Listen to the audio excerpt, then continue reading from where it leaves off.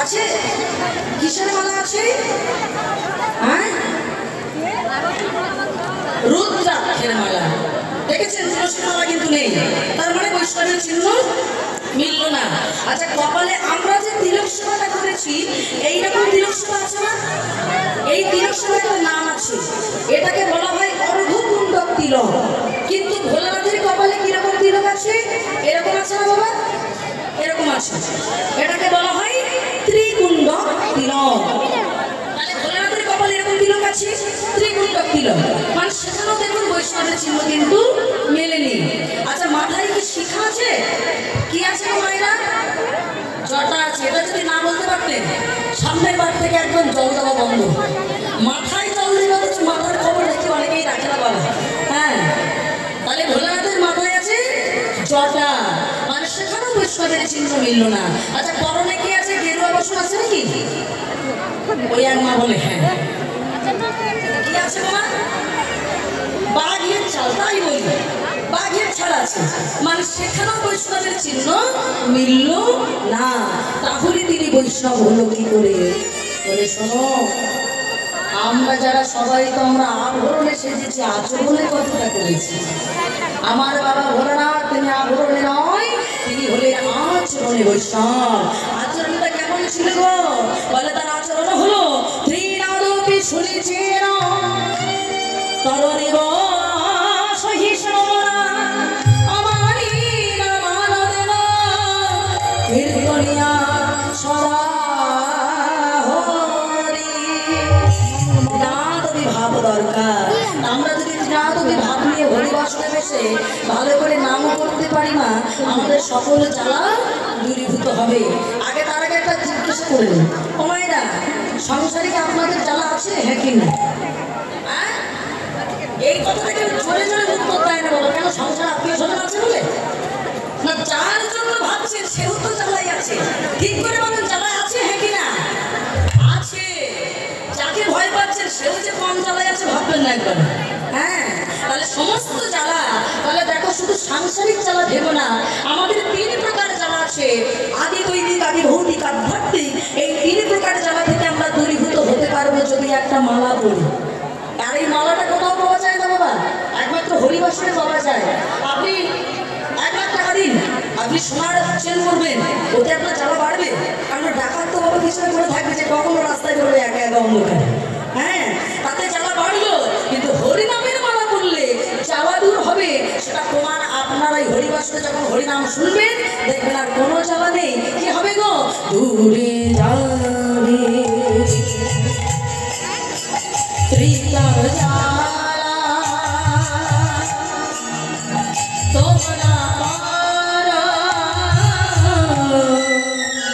নামের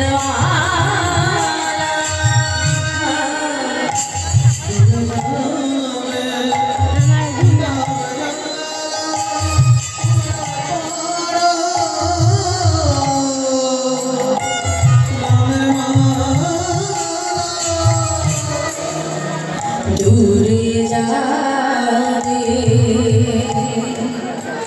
ত্রিতব জ্বালা তোমরা পারো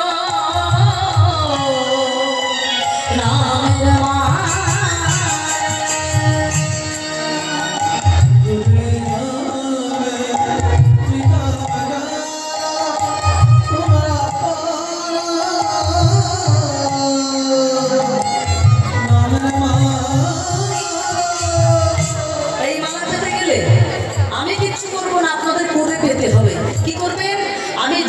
হরিনাম গাইব বাবা।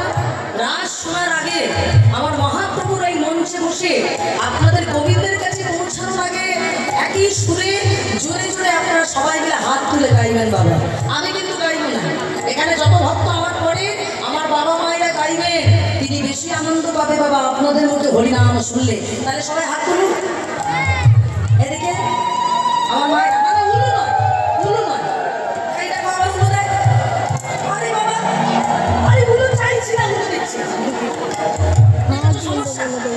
ও মায়েরা, বলি জল পিপাসা লেগেছে, বলি গরম দুধ দেবে? উলু যখন চাইবে তখন উলু যতবার দিয়ে নিও বাবা। আজকে সারা রাত উলু লাগবে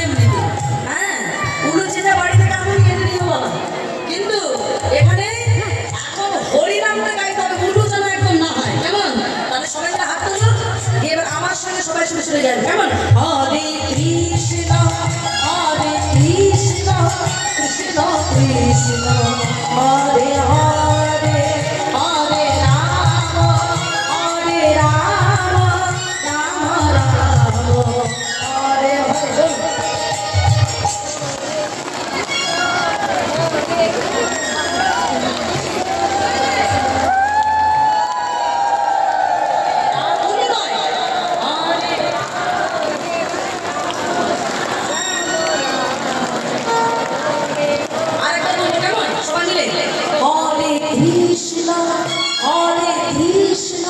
কৃষ্ণ কৃষ্ণ হরে হরে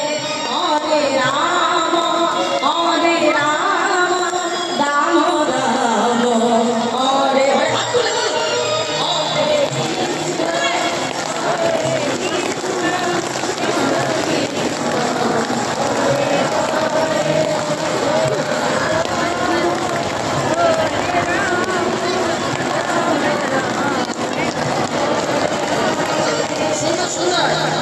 এইদিকে বাবা তুমি ফাঁকি দিচ্ছেন কেন?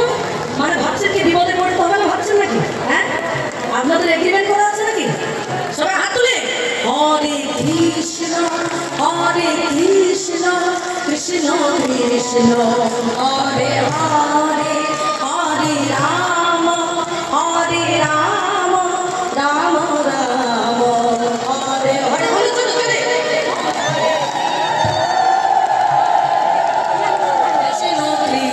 গুরু এমন হয়েছে হরে হরে রাম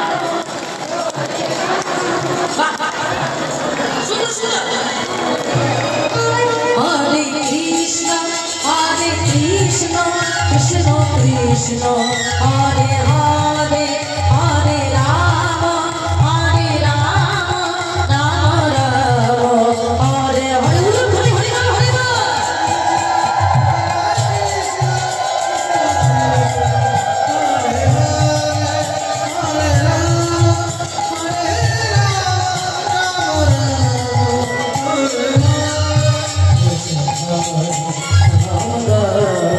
কৃষ্ণ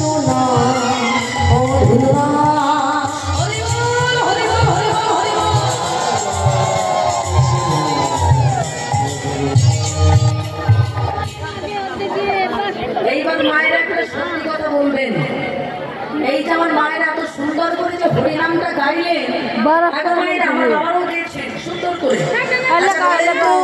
সেই 2-3 দিন ধরে শুধু হরিনাম শুনেই যাচ্ছেন। হরিনাম শুনে বেশি আনন্দ হয়েছে নাকি গেয়ে বেশি আনন্দ হয়েছে? এটা যাচাই বলে চতুর্থ কিন্তু গাইনি বাবা। হ্যাঁ, এটা ঠিক।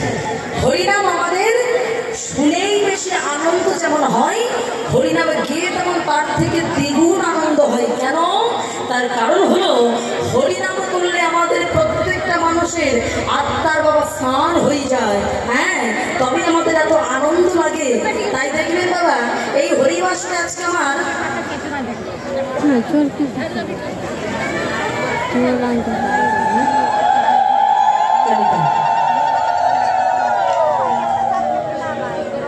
তা দেখুন, এই যে হরিবাসনে আজ আমরা এসেছি বাবা, আমাদের আজকে কত সুন্দর করে মহাপুরু পার্ষদ হয়ে, তবে হরিনাম যে করলাম ভাবছেন কি বাবা ভালো কর্ম হয়নি? আমাদের কিন্তু সবার একটা ভালো কর্ম হয়ে গেল। তাই এখানে মহাপ্রভু হরিনাম করছেন। আর কি করছে জানো? বলে দেখো দেখো, আজকে সুরধরি গঙ্গাকে দেখে যেমন যমুনা ভাবলো, তেমন পাশে আছে ফুলবন। ফুলবনকে দেখে কি ভাবছো মাইরা? এটা তো শুধু ফুলের বন সাজানো হয়েছে, এটা দেখে কি ভাবছে? বলে ফুলবন দেখি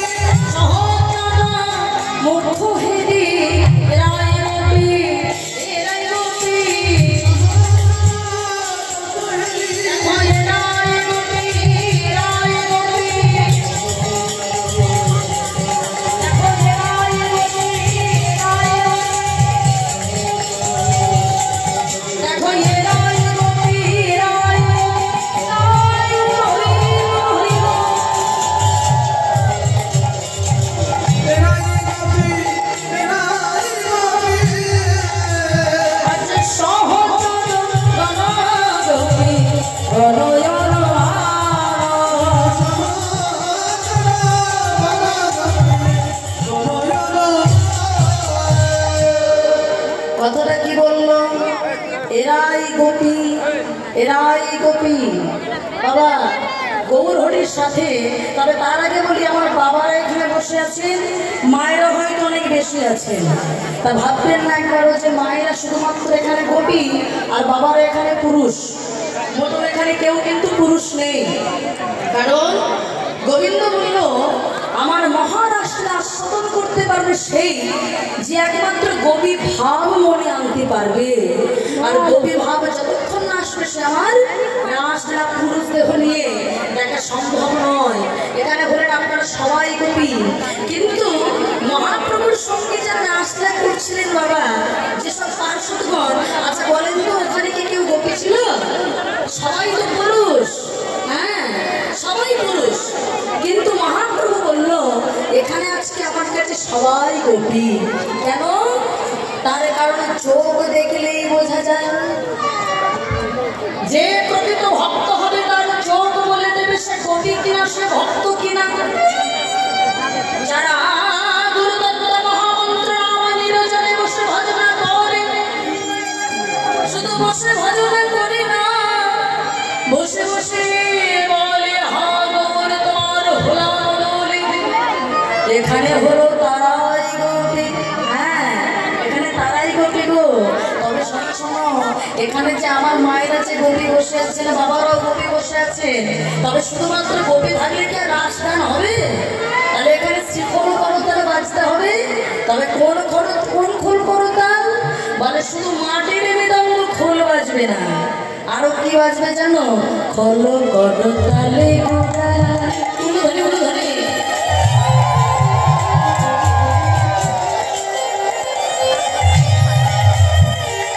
শুনেলি বলিয়া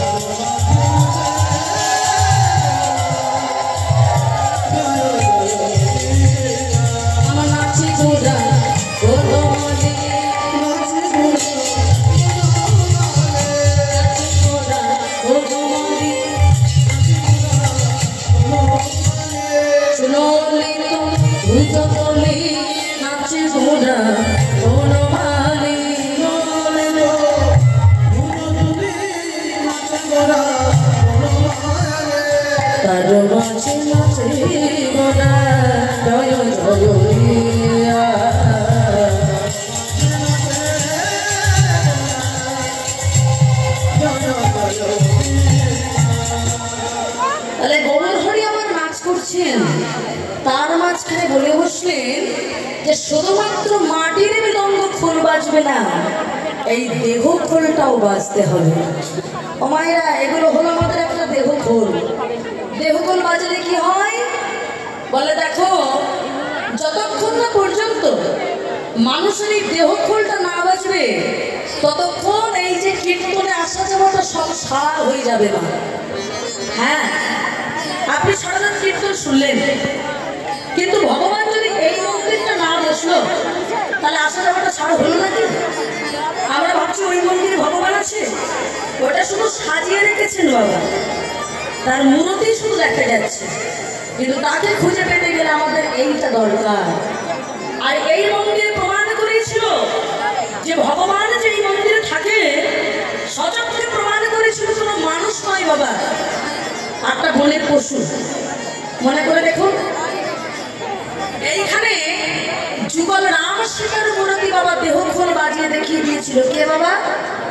হনুমান। হ্যাঁ যুদ্ধ থেকে ফিরে এসে সীতা দেবী সন্তুষ্ট হয়ে সকলকে কিছু না কিছু উপহার দিয়েছিল। আজ আমি কিছু না কিছু উপহার দিয়েছে বাবা। হনুমানকে একটা সোনার হার উপহার দিয়েছিল। প্রমাণটা দেখুন, হনুমান যা জানতো আমরা মানুষ হয়ে মনে হয় তা করতে পারিনি বাবা। আমরা স্কুলে গেছি, আমরা কলেজ গেছি, আমরা শিক্ষিত হয়েছি, কিন্তু হনুমানের মতো বিবেক আমাদের হয়তো হয়নি বাবা। কথায় বলে মানুষ হয়ে জন্ম নিলে মানুষ বলে না, মানুষ হবে জাগবে যেদিন আধ্যাত্মিক চেতনা।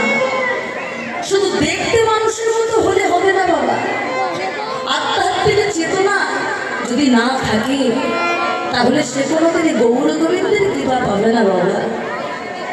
যেটা হনুমান বুঝিয়েছিল, হ্যাঁ হনুমান ওই সোনার হাতটাকে নিয়ে দাঁত দিয়ে কুটেই কুটি করেছিল, মাটিতে ফেলে দিয়েছিল। পাশে দাঁড়িয়েছিল রামানুজ লক্ষণ, রেগে গিয়ে বলেছিল হনুমান তুমি বলে বলে বসুটা এই মহামান্য অলঙ্কারের মর্ম তুমি বুঝনি, তাই তুমি এটাকে এমন ভাবে কুটি কুটি করে ছিঁড়ে ফেলেছো। হনুমান উত্তর দিয়েছিল আমার কাছে সেই জিনিস একমাত্র মূল্যবান যে জিনিসে আমি আমার প্রভুর মূর্তি দেখতে পারবো, নচেতা এই পৃথিবীতে কোনো কিছুই আমার কাছে আর মূল্য নেই।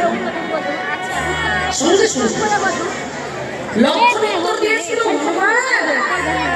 তুমি যে বলছো পৃথিবীতে যে জিনিসে তোমার প্রভুর মূর্তি দেখা যায় না সেটা তোমার কাছে মূল্যহীন, তাই যদি হবে তাহলে বলো দেখি তোমার এই দেহে আছে কি প্রভুর মূর্তি? কেন রেখেছো? তাহলে তো মূল্যহীন দেহ রাখার দরকার নাই।